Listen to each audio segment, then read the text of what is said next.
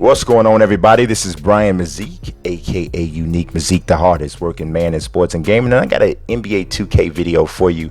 I hit you with the blitz right before the game was coming out, but I had some ideas that I want to kind of develop, and I've been thinking about this idea for a minute. I started it off. I did a little bit of it, but like a couple years ago. But I decided to go even harder with this concept of the new NBA, right? Like I said, I had it for a while, and when I did it before, I was doing the new NBA with just like new teams and cities and stuff, but I used NBA players, right? So I'm going to go ahead and do the same thing to a degree with new teams, and I'm going to show you some of these logos that I got. Right now, these logos are bananas, and my man Alpha Graphics, I think he's with Eyeball Empire now. He is the one who did these graphics, did these logos. I started messing with him a little bit during 2K19. I was using them as my team uniforms and logos for the courts and stuff. But the original idea was always to do this new NBA concept.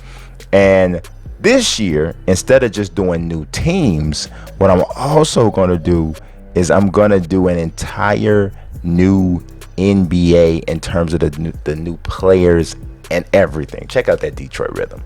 If y'all real about your black music and about your R&B soul, you'll know what that looks like, and you'll know why it looks the way it looks. I freaking love it. It's dope. So yeah, I'm gonna use these. I have 36 logos, so I can already do it for 36 different teams. My man is a beast. I'm telling y'all, if y'all have any graphic artist needs, you need to holler at It's Alpha Graphics. I'm going to put the link to his Twitter in the description. I'm also going to do a story on him because he's doing a lot in the 2K community overall, with people who are trying to build brands and so on and so forth.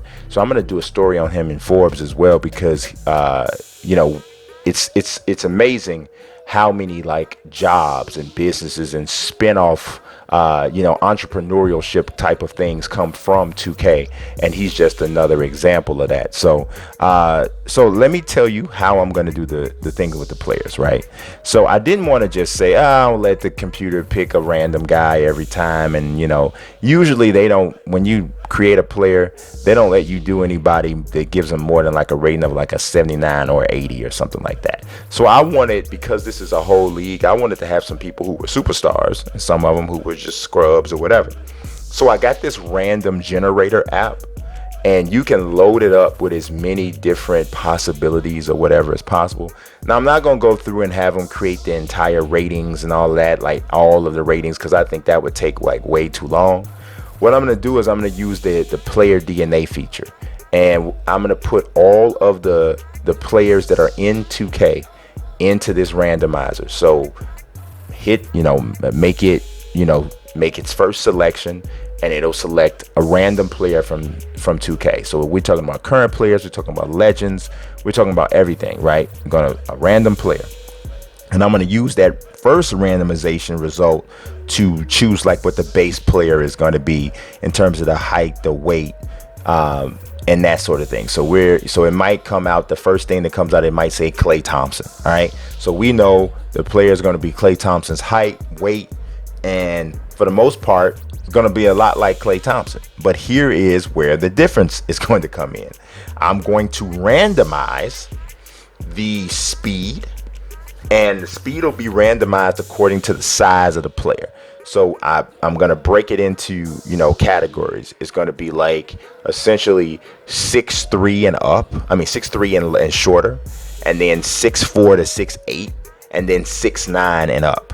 So Klay Thompson 6'7". So then when we do the randomized speed for Klay Thompson, this player who has Klay Thompson's size and body will be able to have a speed as high as the fastest person in 2K who has a who is 6'4" to 6'8", and it'll do the same thing for agility and strength.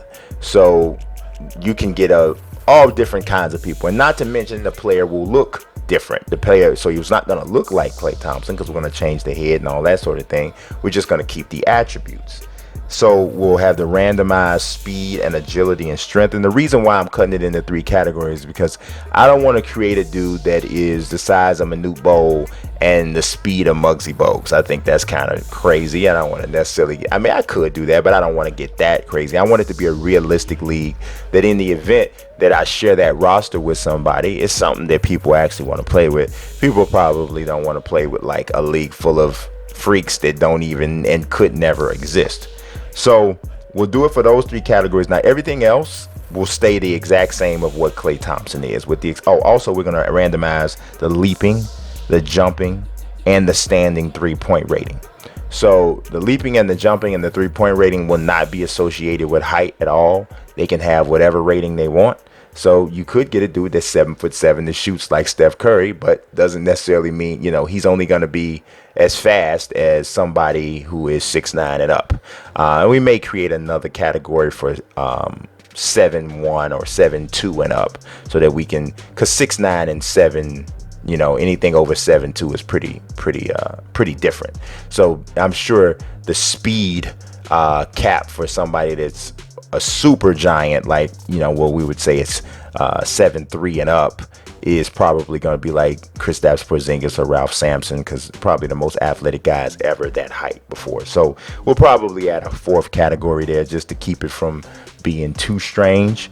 But yeah, but we won't have, it won't be associated with the height and the weight. The height and the weight when it comes to the randomization for leaping, jumping, and the standard, the open 3 shot.